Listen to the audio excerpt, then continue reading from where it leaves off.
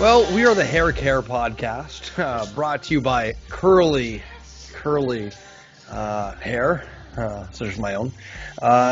And you might be wondering, what the heck are you guys doing here? It's a Sunday with no UFC fights. Well, there was a ONE FC card that none of us watched, but,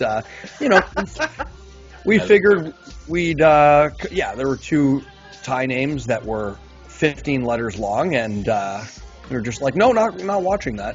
Even though I'm sure it was a mediocre mediocre fight marred by awful refereeing. We're the Late Kick Podcast, and we're here to come break up the monotony in your pathetic lives. Damn, Stefano, you stumbled all over that. Well, I did have 2 beers at lunch today. Anyways, we're the Late Kick Podcast, everybody. Over here we've got Michael, Adam Bomb Asiffo. He's MMA fighter, former broadcaster for the Fan 590, and he will impersonate Joseph Kony at your birthday party. Mike, say hi to the people. Hello, people.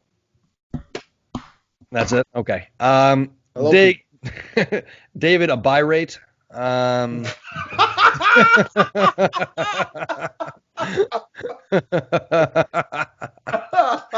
gotta do that one.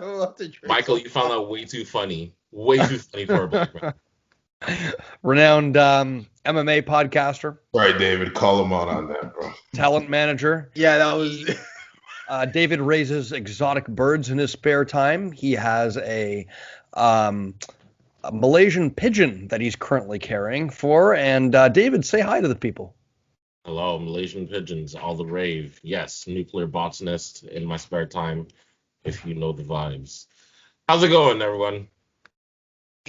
And finally, we have Jeremy the Germ Asiffo. Jeremy is our boxing correspondent, former NCAA football player, and owns his own line of hair care products, specifically for people with dry scalps and eczema. Jeremy, say hi to the people. How we doing, guys? Great to be here. And finally, great to be here, Jimmy. You've got me, your Caucasian host. I am Stefano, Hosko, MMA fighter. And that's about it. That's all I've accomplished in my life. Everything else is just mindless dribble. Other than that, I just stay at home and bang my head against the wall. What are you talking about? You were a pretty good librarian back in the day. I was, but now I just bang my head against the wall, hoping for the sweet release of death. Oh, my Lord. That was dark. Now, we've got some big things upcoming in the future of the Leg Kick, so stay tuned. I know I say that every week, but this time I actually mean it. And we're going to start you off with a little bit of news. I'm going to talk about the news because, believe it or not, although the UFC have, tried to bankrupt this podcast by not having any events 2 weeks in a row, it's okay. We're here. And we are going to, talk about the news. Okay, so let's see. What do we got here? Lack of preparation. That's what we got here. Yeah, absolutely. I'm just looking at these not really news pieces here. By the way, we're going to do an in-depth preview, technical breakdown of Logan Paul versus Floyd Mayweather today. I almost forgot. Finally, we're gonna gods have spoken. Finally, we're gonna do. Technically we have to because it's on Sunday, right? Yo, we are actually going to do an in-depth breakdown of that, and finally record the podcast that we wanted to do. You know what? While we're on it, can we talk about the playoffs? Okay, you know what? Low key, can we? Because they've been I know, but they've been excellent. They have been excellent. The NBA playoffs have been excellent. I'm sorry. Anyways, what we are gonna do though is we're gonna do a mind smash style breakdown of the stare down between Floyd Mayweather and Logan Paul. Hello. Look at Logan Paul. Looking. Look how calm he is. He has a combat sports background, and you can see the neurons in his brain spinning around gradually as Floyd Mayweather comes face to face with him. This is the kind of preparation a combat athlete needs to have. Yeah. Anyways, Namaste. Wow. No, namaste. I got you some clean matcha. So first piece of news. This is interesting. You remember that Jorge Masvidal started a bare knuckle MMA promotion? Do you remember that? Yes, actually. Well, they're having an event, and their main event is booked as Jason Knight versus Charles Crazy Horse Bennett. Oh, the guy who knocked out Vanderlei Silva, allegedly. The guy who, well, I don't know why in 2021 anyone would want to fight Charles Horse Crazy Bennett or Felony Bennett, whatever he's calling himself, because the man can probably knock anyone out on the planet, but there's no upside to beating him because he has the worst, most checkered record, and he's just dangerous and insane, and will probably knock a third of the people out that he fights. I think at weirdest. All due respect, Mr. Felony. Sorry, go on, Mike. Mr. Felony. No, the whole thing with Charles, although he's been in jail a lot, but the whole thing with him, though, is he's still a name that you can kind of bring to your promotion, and people will be like, I'll watch, right? So I'll watch him. Yeah. Lots of people will still like to watch Crazy Horse. Not as many as back in his heyday, but a lot of people still do. No disrespect to any of these gentlemen, but I could care less about this fight. But what I would say is big props to Jorge Masvidal for starting his own fighting championship. That's actually kind of a big step, and hopefully more fighters kind of see, you take part in a business for so long and in an industry for so long. Why not try and copy it and start your own, right? Anthony Pettis has his own fight league too. Speaking of thing, I bet people would watch that. Why not? Khabib has his own fight promotion, Eagle MMA, actually, and get this, they're in talks right now to sign two stars that maybe a little past their prime, but at the same time, interesting acquisitions for Khabib, and will probably draw some eyes onto his promotion. We've got Will Brooks and Adriano Martinez. Wow. If those names sound familiar to you out there, Will Brooks, former Bellator champion, beat Michael Chandler twice, had a bit of a rough run when he came to the UFC and lost 3 straight to Cowboy Oliveira, Charles Oliveira, and I believe maybe Nick Lentz. So had a bit of a rough run for it, but talented guy. We don't know what happened when he got to the UFC. And Adriano Martinez had a checkered record as of late, but an interesting career. Knocked out by Donald Cerrone, but also knocked out Islam Makhachev, I believe. He's the sole loss on Makhachev's record, and also beat Rustam Khabilov. So when he comes correct, he comes correct. Yeah, 38 years old, but he's got those wins on his record where, you look down his record and you're like, wait a minute, who is this guy? Yeah. No, I mean, those are some big names. By the way, kind of small footnote, Anthony Pettis has his own league as well. But neither here nor there. In Milwaukee, right? Yeah. And if you're a fan of what do they call it, street beefs, I know it's kind of everyone's guilty pleasure, and no one will admit they watch it, but they signed a couple street beef guys to some contracts.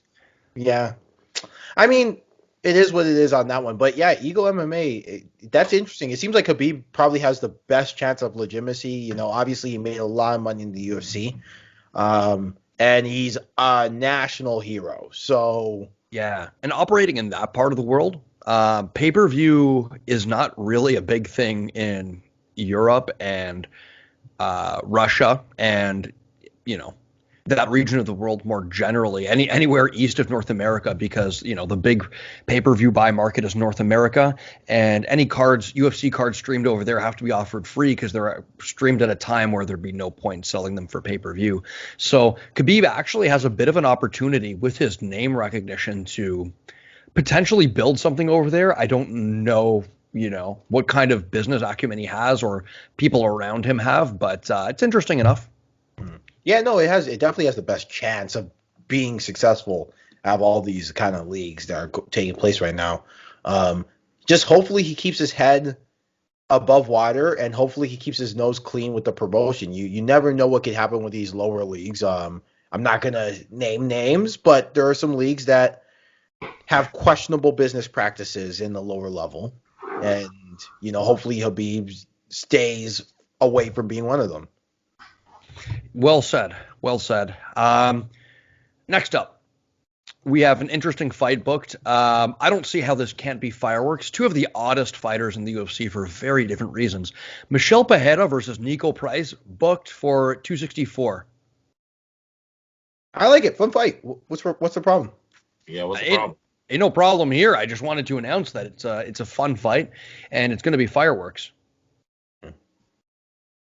I don't see how that can't be fireworks. Quite frankly.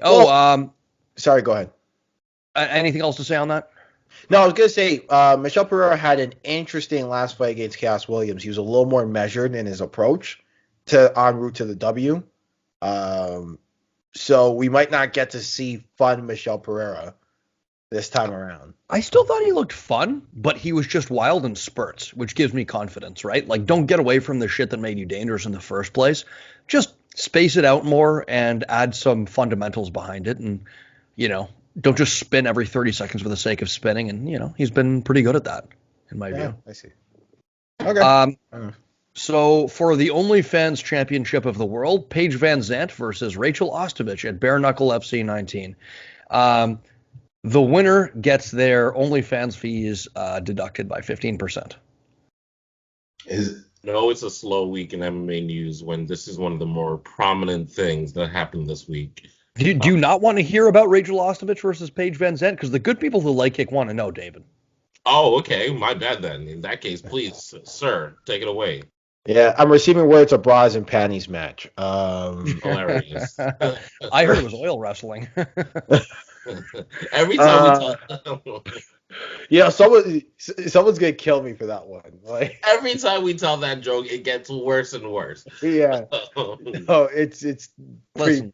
But I mean, to be fair, this kind of makes sense. They're the most name brand people in Bare Knuckle FC, at least in the female side. So why not pair them up and just have one giant dumpster fire and just close the division after that? Close the division, close the promotion. Yeah. I mean, you know why Bare Knuckle signed them. Their names, right? I've yet to meet anybody in real life who actually enjoys a Bare Knuckle FC fight. I've never met. Forget real life, even on the internet. I don't know anyone on the internet who thinks that this thing is. They like highlights. They like the highlights. Are there some swamp people out there? Some Floridians who are maybe. Yes, Jorge Masvidal. Yes. Okay. Well. Anyways, to counter David's point that it's been a slow week in the fights, how about this matchup that kind of flew under the radar for me? At featherweight, July 17th, we've got Max Holloway versus Yair Rodriguez. Yeah, who the hell thought this? Yeah, who the hell thought this? That's a good one too. That's a good one because Max Holloway is coming off probably his best performance. A lot of people would say. I'm struggling to. It's against Alvin Kattar, yeah. Yeah. So it's gonna be good. And Yair Rodriguez, when was the last fight he fought? It's got to be over a year. It's got to be that Chan Sung Jung fight. No, he had one more recently, did he not? I know he had a fight. Jeremy Stevens. Oh, yeah. He had that the two fights with Stevens. Yeah, and he had a fight fall through. I know he was booked against Zabit, and that fell through for whatever reason. Zabit apparently. Oh, that's another sad thing. Zabit apparently might have to go under the knife to fix his diaphragm. Yeah, and his career might be over. I heard about that too. Well, that's very sad. I didn't hear that, but our thoughts go out to Zabit. May he heal up and be able to resume his career. In the meantime, this is if he retires though, would that not be the greatest travesty in MMA history? I'd have to think about what compare it with other travesty, but no, it would suck because he's super talented. I'm just honestly happy and sorry, Zabit, sorry, but I'm happy to see the division moving again. Max Holloway, I think a lot of people would say, once again, after not just based on that last performance, but even on his in his title fight against Alexander Volkanovski, that he's still probably the best fighter in the division. So it's going to be interesting to see whether Yair Rodriguez, who has been kind of the golden boy for at least 5 years, I don't think I'm understating it when I'm saying people have been excited about this guy for at least 4, if not 5 years. Dana White keeps giving him chance after chance after chance, and it comes down to this: he's Mexican, so you want that Mexican market, and he's a Taekwondo fighter. Or at least his base is in Taekwondo, so that means you're gonna get a whole lot. We all know that Taekwondo doesn't work, but he's a fun fighter. That and should be a meme. That should be Stefano's meme. I do think that this is I tend to think after the performance Holloway put on and the fact that arguably however you feel about that Volkanovski fight, I think he beat Volkanovski. I really do. And I'm a believer in Max Holloway. I'm a believer in his ability to stick to and follow a game plan. I'm a believer in his boxing. I'm a believer in him having a very rounded skill set and being able to mix in takedowns. Yair, as fancy and crafty as he is, his boxing's a bit lacking. And at times we've shown some poor decision making, like, trying to play guard up against the cage with Frankie Edgar. But I'm interested. I'm excited. Maybe this will be a moment where we see a very promising contender get squashed. But with how wild Yair is, you never know if he has a rabbit out in the hat. So we'll see. Yeah. No, couldn't agree more. Now, a couple more pieces of news here. Did we talk about Diego Sanchez? Splitting from Joshua Fabia, yeah. And then Joshua Fabia trashing him on Summer Helene's podcast. Oh, by the way, Summer Helene, very talented broadcaster. I know we didn't give her a shine last week, but very, very talented. I really like the stuff she puts out. So, yeah. Awesome. And good. Yeah, don't know much about her, but if Mike's giving her big ups, then must be good. Anyways, Ryan Hall versus Supporia. We talked about that one, did we not? We talked about that one. Yo, give this man a good fight. No disrespect to Supporia, but give this man a good fight. And also, just really quickly, at what point are we going to end the Ryan Hall bandwagon? Because, this guy's been in the UFC for, 8 years? No closer to challenging or fighting anybody of, any note other than what? Did he? I might be imagining that he fought Uriah Hall. I might be imagining that, but... Uriah Hall? I know, it's not even the same division. He's 145. So. What are you talking about, man? But no, seriously, who of note has he fought? That's not a bad thing on him, but he's been in... BJ Penn? Sure. Who's a name, but, well past it, obviously. Yeah, I mean... I'm going to pull up his record right now. But my point is just, for somebody with a lot of hype, I haven't... who, not in terms of, just when is he going to make a run? He's been in the UFC for literally 7 years, 8 years. I mean, he's been in booked. Fairness, sorry, go ahead. I was going to just say, this is, excuse me, this is the problem with Ryan Hall. When you have a nuke jiu-jitsu, being able to throw up a leg lock from basically anywhere, here's what happens. Mick Maynard will call somebody on the phone. He'll be like, hey, you want to fight Ryan Hall? Then he's going to hear a couple beeps. And he goes, hello? Mm-hmm. Hello? I'm looking at this record. He beat Darren Elkins in 2019, which is nothing to turn your nose up at. And he was booked against Dan Ige, canceled. Booked against Lamas, canceled. Booked against Lamas twice. And I think Lamas is now retired. We reported on that. I'm going to be honest, though.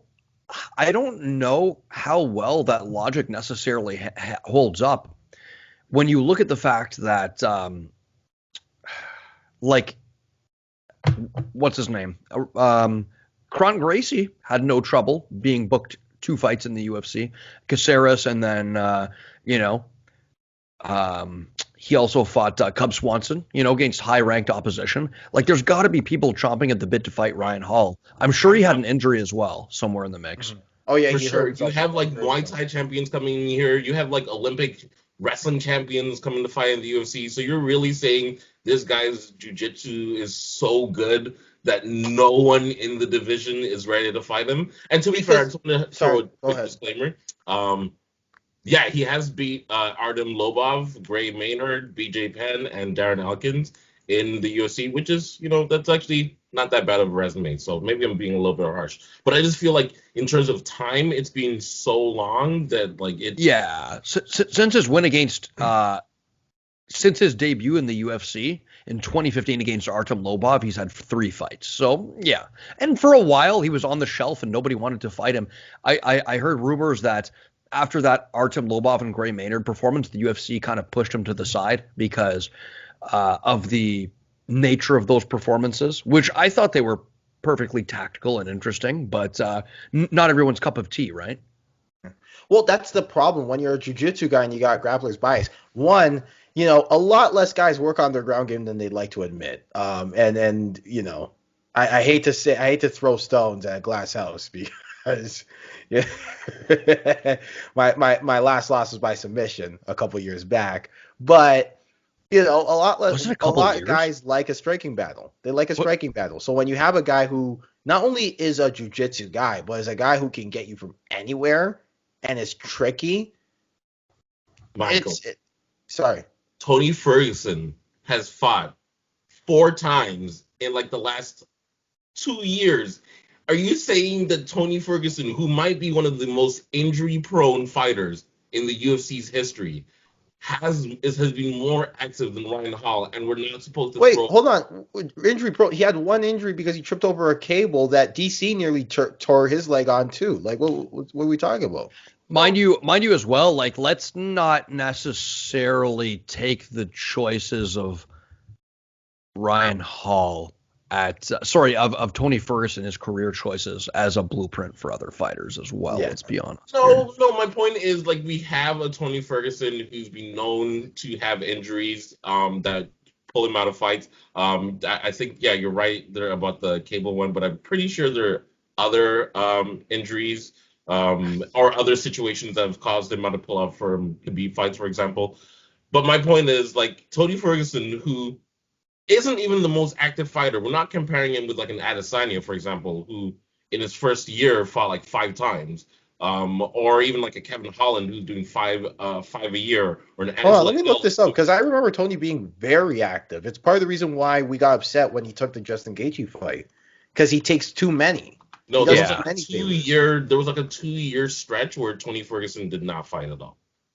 Yeah, because he was hurt. He tore his ACL. No, is that am I tripping? Or? Even after the ACL fight, after the ACL, he came back and fought.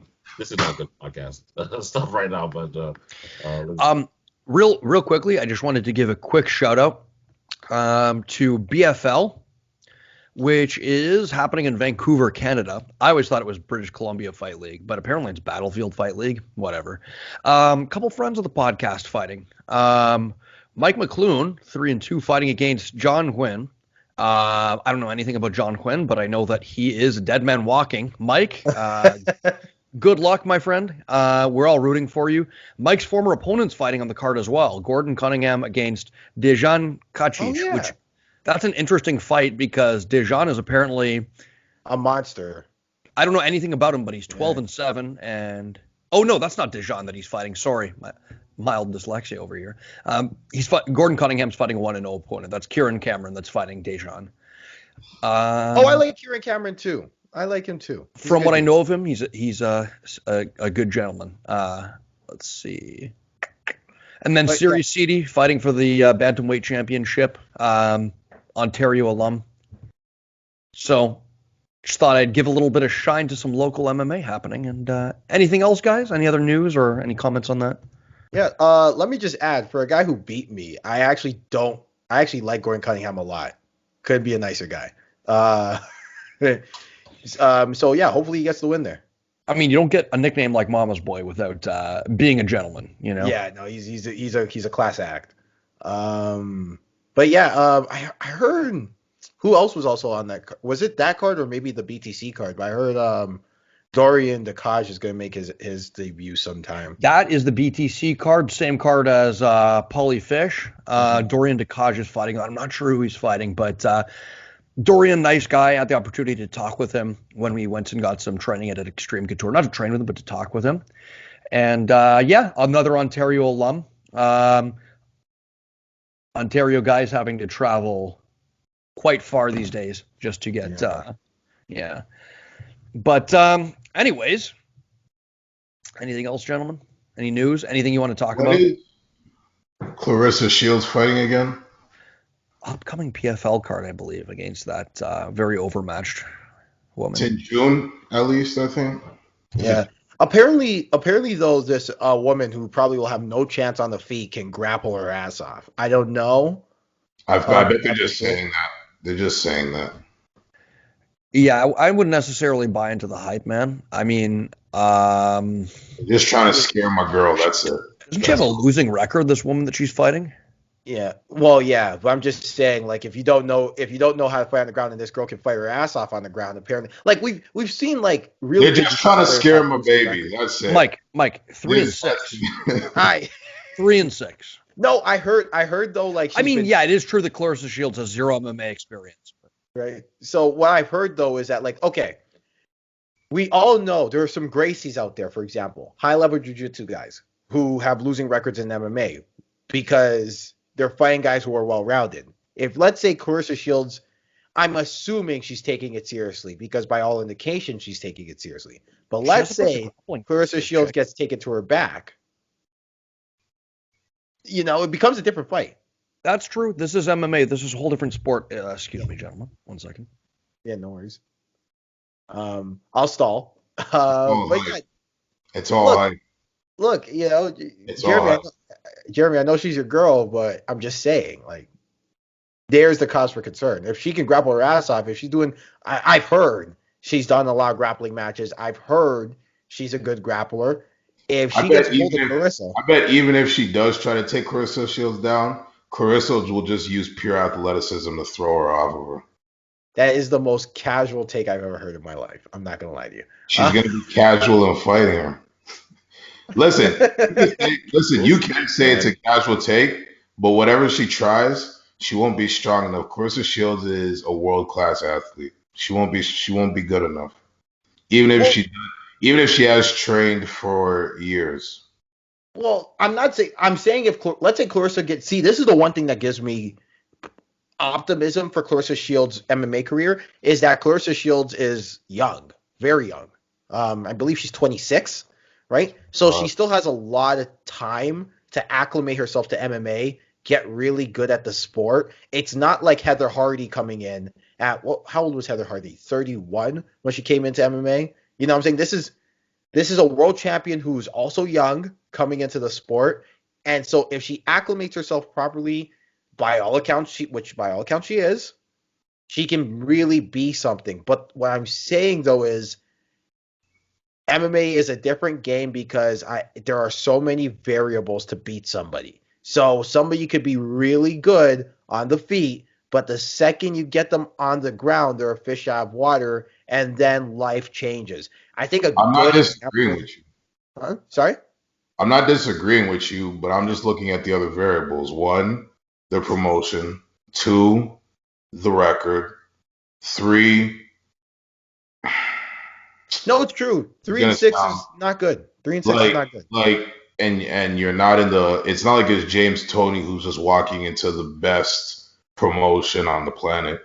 PFL is a very good promotion, though. It's not bad. I would say it's number 4. Say it's number 4, maybe number 3, depending on what you think of one championship. And Clarissa Shields is the number 1 boxer on the planet, and she's got tree trunks for legs. She's athletic as heck, and she's just a world-class athlete. She's gonna dominate her. Hilarious. We'll see. I mean, in her first fight, chances are she's probably gonna win this one. Exactly. But against like some more seasoned. Exactly.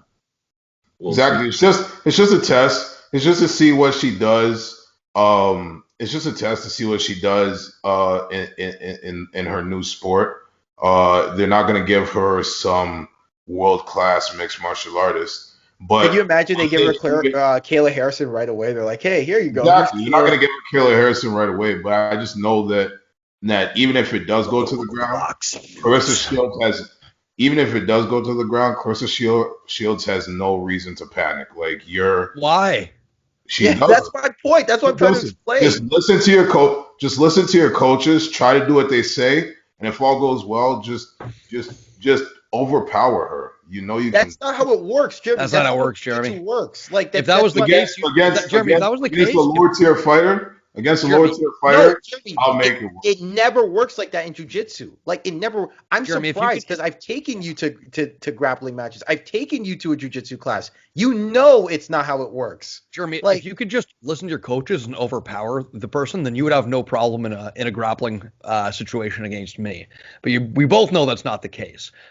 There's a difference between somebody who is a lifelong grappler and somebody who is athletic but is just coming into the sport. Grappling is something that needs to be perfected over years. You can't make up for lost time. Now, a few years, yeah, okay. I would be interested to see what Clarissa Shields has, but yeah, come to think about it, she hasn't really been grappling that long or preparing for MMA debut. What has it been, like a year? Maybe less, right? And And so Yeah, she could go out there and starch this one. Clarissa, you have no reason to worry. If she should so happen to get close enough to take you down, don't worry about it. Jeremy, I'm just surprised that like you're kind of disregarding the grappling. I'm not Look, disregarding I'm it, looking but at a I just record, know, right? I know the I'm level looking of competition isn't going to be anywhere to the level of Amanda Nunes or even Kayla on Harris. the fair, grappling though, to side, be fair, I'll never Jared, forget. I'll never forget when was it? Which Gracie was it? Was it Hodger or it was one of the Gracies? And they came into jiu-jitsu with no striking experience and got knocked the you know what out inside of 2 minutes. Remember? Right? That was by Mariusz Pujanowski. That was Hodger. Yeah, right. So it goes both ways. It's not a one-way street of how this goes. You need to be well-rounded. And I just don't and taking a look at this girl's record, yeah, she's 3-6, but she competed in grappling competition a lot. I'm looking at the Tapology right now, and she's competed in a lot of grappling matches. So she's an experienced grappler, right? Maybe not grapple her ass off. Like I heard someone told me she could grapple her ass off, but I don't know about that one. Who's But this unanimous person who's told you that? I can't tell you on there. But you know, like if she can, I don't What's know her about name? What's her What? name? No. Sorry, go ahead. Her name is Brittany Elkin. Brittany Elkin. Yeah. Correct. Yeah. Brittany Elkin. Good luck, Brittany. Right. You'll I'm not. I think Clarissa's gonna You know, win. Jeremy, I think none it's of really this is. simple, man. You All know, you Clarissa's. Jeremy, you know, Clarissa's not actually hearing this, and none of this is going to get you laid. hilarious. Like none of this is going to get you laid. All you gotta do is look at ONE FC. They put Muay Thai champions with hundreds and hundreds of fights up against just like regular, pretty low key fighters in MMA contests, and they lose all the time because, as Michael said, you have to be well rounded. It doesn't matter how good you are in one discipline. When you're fighting in another discipline, you kind of gotta respect the rules, right? Mm-hmm. Yeah, I mean, I don't think it'll happen. I'm just based on the competition, but Yeah, hey, we'll see. there is a chance. There is a chance. It is fighting. So there is a chance. More importantly, do you guys think Tekashi 6ix9ine should be allowed to say the N-word? Wait, what? Oh, What? no. Okay. No, but especially yeah. once you snitch, absolutely not. Absolutely not. It's been revoked. No. Do we have boxing news? Yeah, let's get I to just boxing. watched I mean, watched the entire Devin Haney versus Linares fight. is that the one you want to talk about? Jorge We Linares? don't have that much time, so pick Devin Haney. You want to talk Pacquiao? Wait, no, we can talk about whatever because we don't really have a fight. We didn't have a fight card, so we Yeah, can talk about like, whatever. let's not make What do you want to start with? Pacquiao Spence, Haney Linares. What do you want to start Well, with? Wait, Pacquiao fought? Yeah, Pacquiao Spence is still in the works, right? Like No, that's- it's announced. It's happening. yeah, no, that's what I mean. Like, but it hasn't happened yet, right? Yeah. So gonna happen August 21st. Yeah, we can talk about it a little closer to the dates. I mean, good on Errol Spence for taking on the fight. A lot of people don't want to fight Pacquiao. You can just ask, what's that guy's name? Thurman. Why that might be a bad idea, no matter how old he looks. But at the same time, good on Pacquiao for staying this long and fighting the top Ooh, guys. I've said this already. super footnote though. Did anyone see that Nonito Donaire fight the other day versus who'd he beat? Bali? Nordine O'Bali.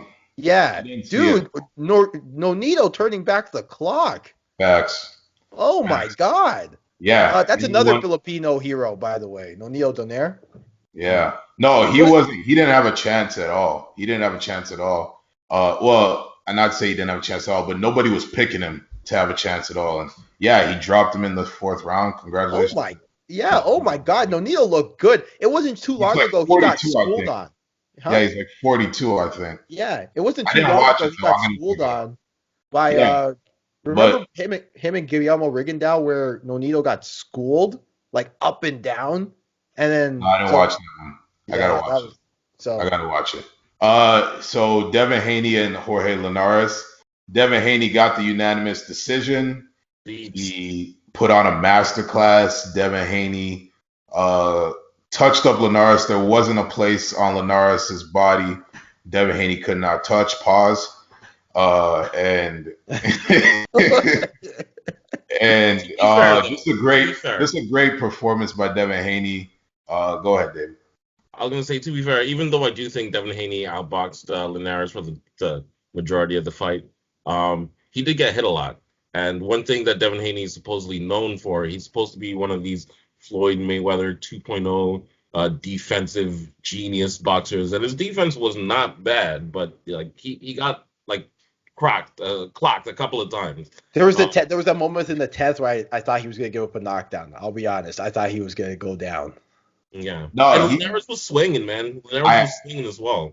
I gotta disagree. I mean, apart from the two times he got cracked in the 10th and I think the 11th, I didn't really see Linares landing any clean punches.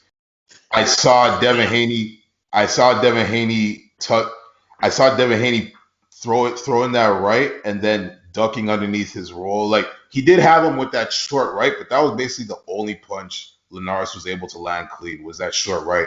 And I think You he know, was. it also should be said, Linares is probably one of the fastest boxers to ever do it, and he still is really fast. So it He could is. just be a matter of To Yeah, be fair though, Devin Haney was just as quick in this one. I found quicker. that's really what impressed me was the quickness of his jab, the fact that he was throwing power jabs like multiple. He wasn't really throwing combos like that. I don't think he wanted to stand and trade with Linares, but like it was really good boxing for the most part. And yeah, that's what impressed me. The speed of his boxing and his jabs really stood out. I think Linares did a good job kind of staying patient, waiting to counter. Um, I think I disagree, Jeremy. I think he did land a lot of clean shots. Not as many as Haney, obviously, but like some of his hooks were pretty good. Um, and yeah, Haney did a good job firing to the body as well, which probably slowed Linares down like a tad. But yeah, overall, I Wow, think man. I'm sorry, man. I'll be real. Like I only gave Linares 3 rounds. I gave him round that's good though. You 11. you would think like a lot of people think coming into this fight wouldn't give Linares a single round, because Devin Haney's kind of held in that kind of like esteem of like the Ryan Garcias and who's the other guy, why do we Dang. rate Ryan Garcia so Gene. high though? Why like who's he fought? Who's Ryan Garcia fought? Like Well, Luke Campbell is kind of a similar test to Linares. And I gotta say that Ryan Garcia is still in the top 5 just based on the fact that he has such devastating knockout power. And whenever he decides to come back, I would love to see him and Devin Haney. I'd love to see Devin Haney Tiafimo or Haney Lomachenko. But getting back to this fight, a lot of people are still hating on Devin Haney because he didn't drop Linares, and Linares has been dropped in his last 5 fights. What do you guys think about that narrative that Devin Haney needs to drop these guys, like that he doesn't have great power? I personally don't mind it. I thought that, isn't the best heavyweight boxer in the world a guy who only has like 3 KOs and Tyson Fury? Yeah, but Am I crucially wrong? though, when he needed to come up with that power, he did. I don't know, man. I think Devin Haney is technically proficient. Mm. I don't know if he has the power of like a Teofimo, for example, but does he need it for this weight class? I'm not too sure, in my Well, opinion. it's always nice to be able to put people away. yeah, but I'm just Devin saying Haney's you don't. exciting. Sorry. Devin Haney's exciting without the knockouts, in my opinion. This was Well, the I don't know this was if the you call Devin Haney exciting though, because You know, Really? he does have a very, I wouldn't say flashy boxing style, but he works off the jab really well. But like, is he exciting? Like, The defense is exciting. The um, footwork is exciting. and Floyd The Mayweather has put the a curse on you people that think defense is exciting. Ooh, look at Well, what we've done. you know You're what was fun. really it fun is with the the way defense? Linares When and I Sweet keep was trying to fighting tell you, Clarissa. Linares couldn't touch him. He could not touch him Jeremy, I don't clean. know what fight you were watching. I gave Linares Really, at least man. 4. I gave Linares at Wow. least 4. Wow. You guys are telling me Linares touched Haney clean for more than 3 rounds. I gave Linares the 8, 10, 11, and maybe depending on who you think on what you feel, the 12th. I thought he landed maybe 30% of his punches were landed clean, personally. I mean, 30 is a lot. But that's besides the point because Linares is a warrior, and I rate Linares for coming back in the 10th and 11th and giving Devin Haney a run for his money. Man, I had some other thoughts. Well, okay, so here's my thing with Devin. Sorry, go ahead. No, finish your thought before you lose it. No, I lost it. You interrupted me. All right, I apologize. Okay. Here's the thing about Devin Haney, though, that I would say is the reason why people kind of give him some hate. Wait, hold on. Stefano is hanging on right now. Oh, he's out. Oh my God, my bad. We are going way too deep. We are going way too deep. Okay, all right. One more point for everybody before we move on. I think Linares is good, but so is Devin Haney. Anyways. Right. Okay, Devin Haney. Guys around the room. What's do you think Devin Haney has exceptional hand speed? I like his boxing skill and his attitude, but I also like Linares' boxing skill and attitude. That is both accurate. Yeah, I think Devin Haney does have really quick hands. Right. So if you have quick hands, even if you hit like a mosquito, you can be an exciting fighter, right? Like we've seen it. So Axe Holloway. Exactly. Yeah, I think it's exciting. I do. I really, really do. And I can't wait to see his fights against Teofimo. I can't wait to see his fights against Lomachenko and Garcia. I think there's a lot of big things in his future. And I thought this was a good litmus test to see if he could hang with those top guys. I think Lomachenko would kill him. Kill? Yeah. I think Teofimo would really hurt him. Would hurt him bad. Wow. I do think the Ryan Garcia matchup is the matchup where I kind of am like, I don't know, because I'm also not confident in Garcia either. I think he beats Garcia. Yeah. I think he beats Garcia. Mike with the takedown of Chris Sky on his Instagram. Sorry, go on. Oh. Yeah. But we can move on. I'm just surprised that you guys thought that he landed a lot of clean shots. That surprised me. I didn't see a close fight at all. I'm not saying close. It's clearly Devin Haney was decisively the victor. I'm just saying, like, would I say that this fight was so far and away an inspiring performance where Linares was not good? No. Linares was good. Yeah, definitely he did some good things. That. It wasn't even-ish. Haney definitely won the fight, but it wasn't like a runaway victory or anything. Yeah. Masterclass. I wouldn't go that far for sure. I mean, but hey, man, we're not the boxing experts, Yeah, exactly. You look at us arguing with the boxing experts. Any more boxing news before we end this up soon? Wilder Fury, that's gonna happen July 24th. Wilder Fury 3. That's it. God, I don't want to see an hour and a half in, boys. Okay. Was that really an hour and a half? Look at the clock. Or that could have been since we started the call. Well, is it time? Is it that time? What time? Story time. Story time. Story time with Michael. There's gonna be some stories. Yeah. Wow, Stefano, not bad singing voice, eh? Oh, thank you. Open up the pipes there. Don't lie to that, man. Don't lie to that, man.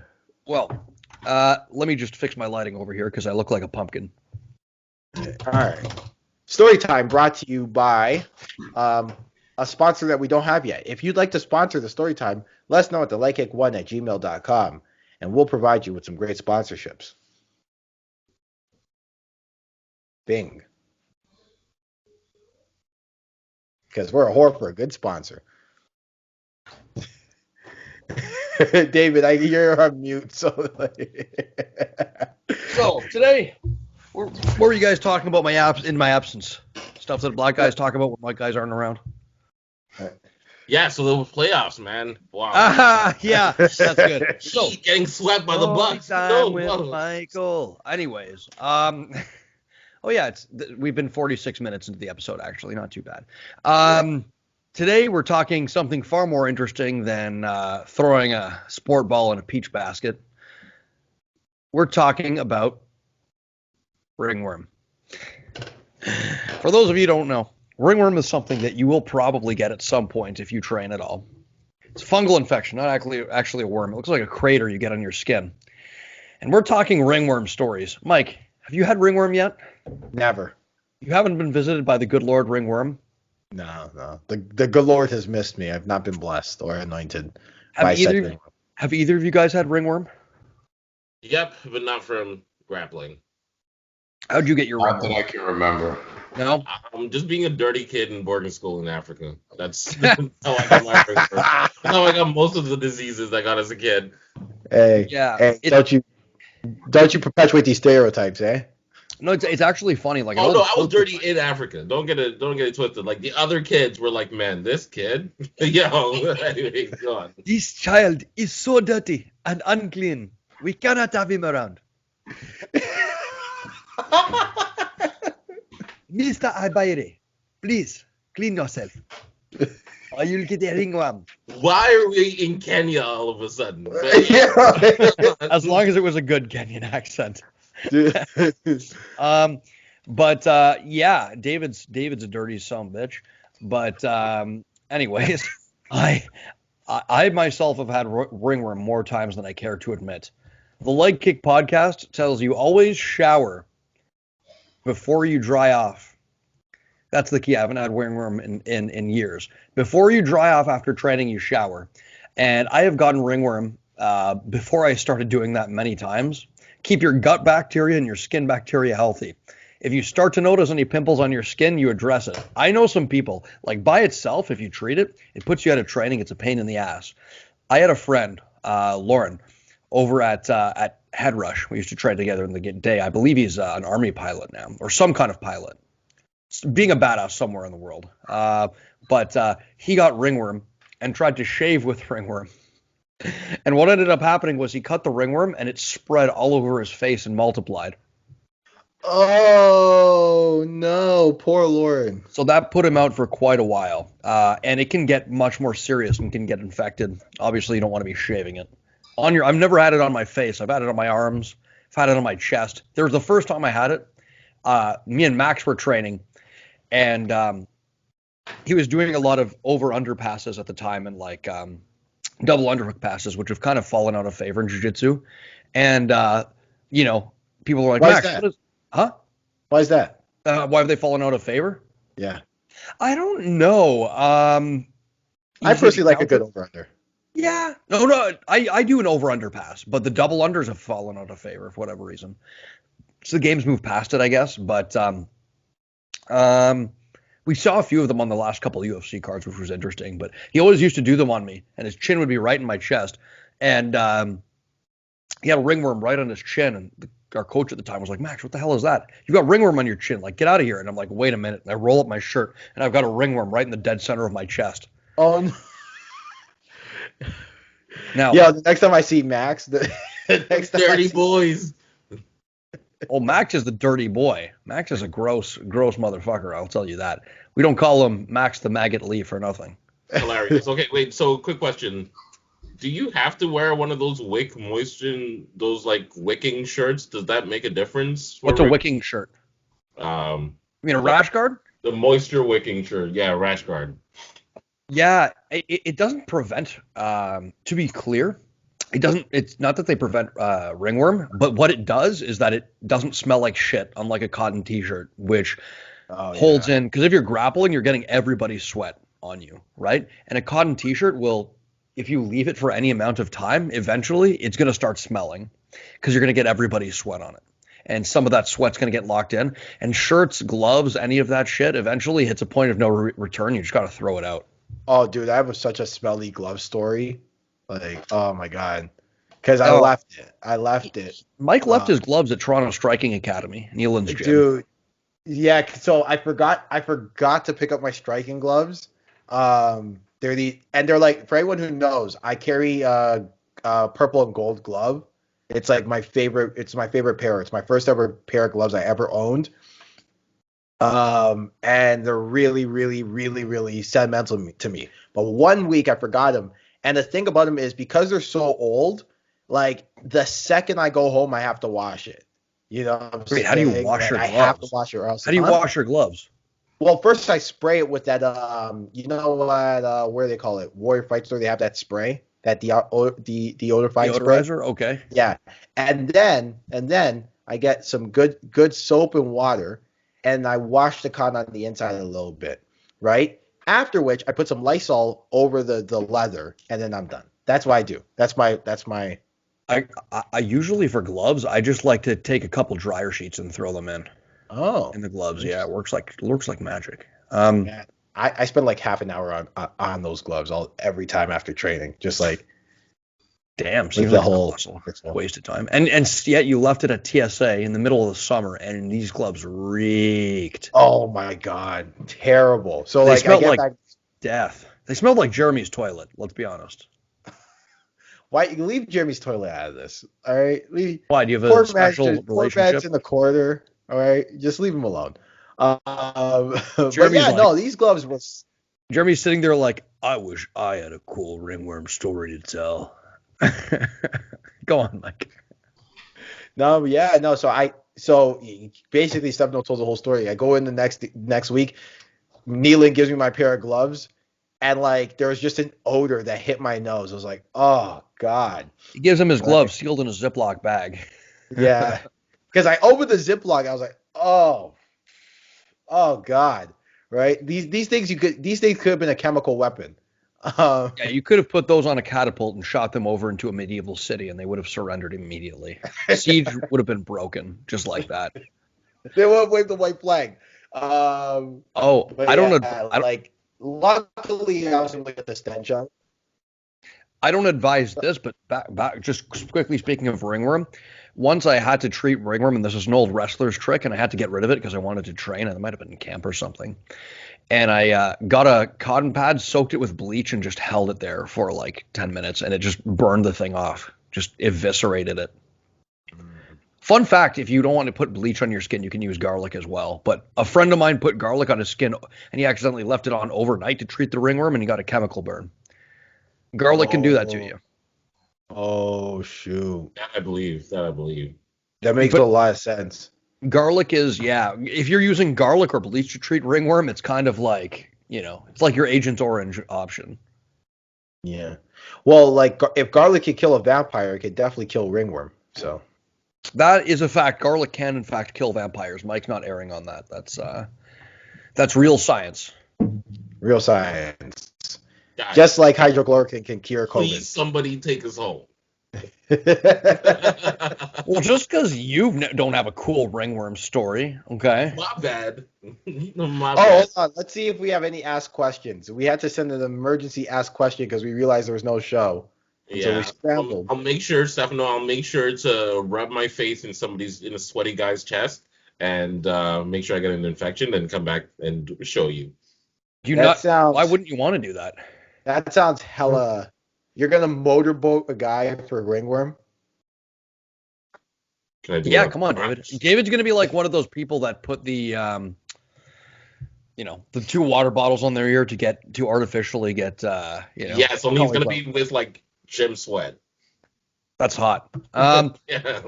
Anyways, guys, I think that we've kind of stretched this content dry week out as far as we can. But actually, I have a question. For the Ask Question segment? Well, we got one. This comes from a gentleman named Ming Nguyen. So I think I said Nguyen right. A lot of people say Wen. I'm like, it's no. Win. Is it Win? It's Nguyen or Quinn, something like that. A lot of people back. Look, I knew a lot of Nguyens back in my day, and they always say Nguyen. So Yeah, it's for you question? white people. yeah, they probably anglicized it. You're probably right now that I think about it. Anyway, they ask, is it your dream to fight in the UFC / a big promotion? And if not, what promotion would you want to fight at? So Yes. because all Yes. Not WWF.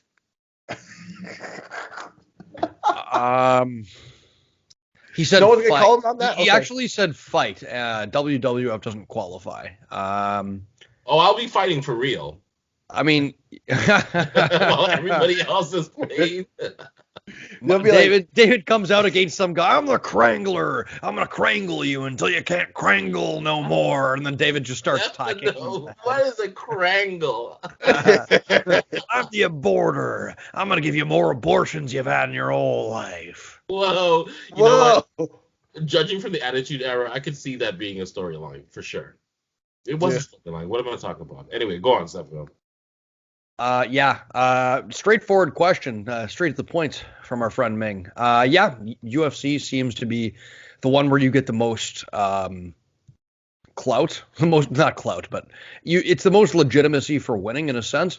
But if you have a decent amount of talent, it's not exactly a bad idea to go to a promotion like a Bellator or a One Championship or Risen, who is going to invest a lot into blowing you up as a big star. And then by the time it is time to come around to the UFC, you have lots of leverage for negotiating your contract, like, your Yuri Prohatskas in Risen or your Michael Chandlers in Bellator. They invest a lot into their stars because they don't have that many of them. And then when it comes time to talk to Uncle Dana, you have notoriety and you haven't been facing as strong a level of competition to that point. So seems like that's kind of the smartest option to go.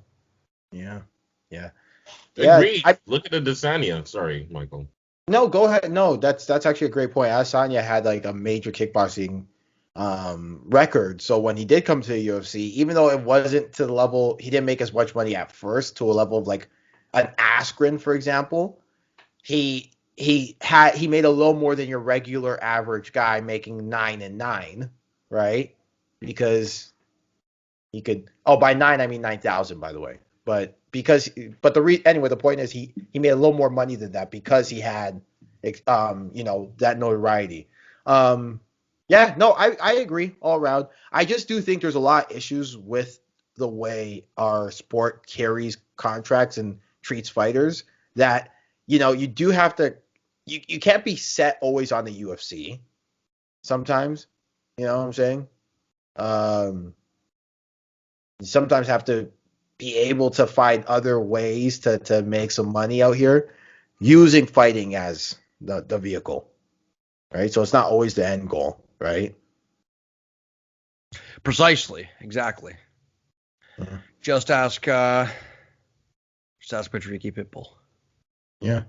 But hey, man, like everyone wants to be the best at their thing. So whatever way that means, whatever avenue that is, you go to that, right?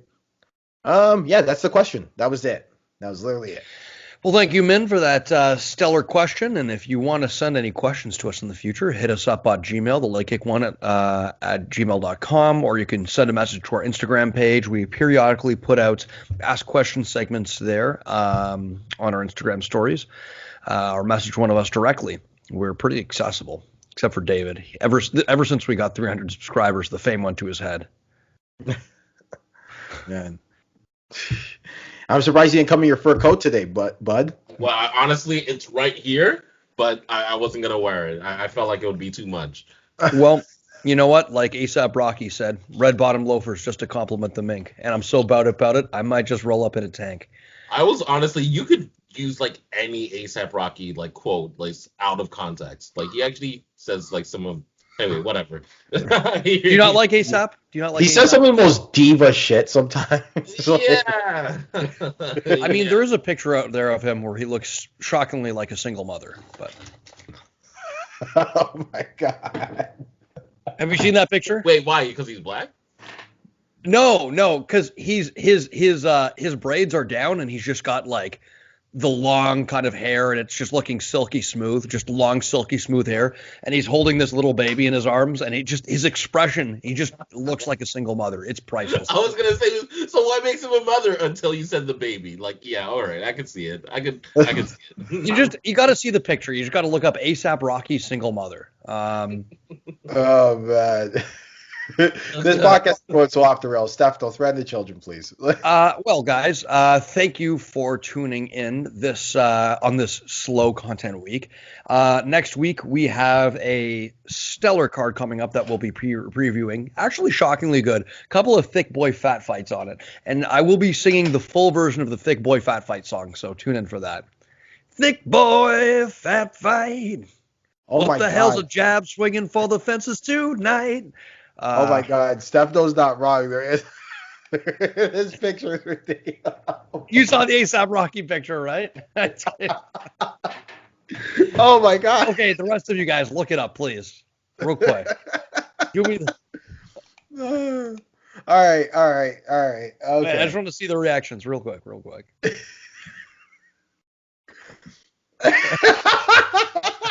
No, that's pretty good. This shit is super slow.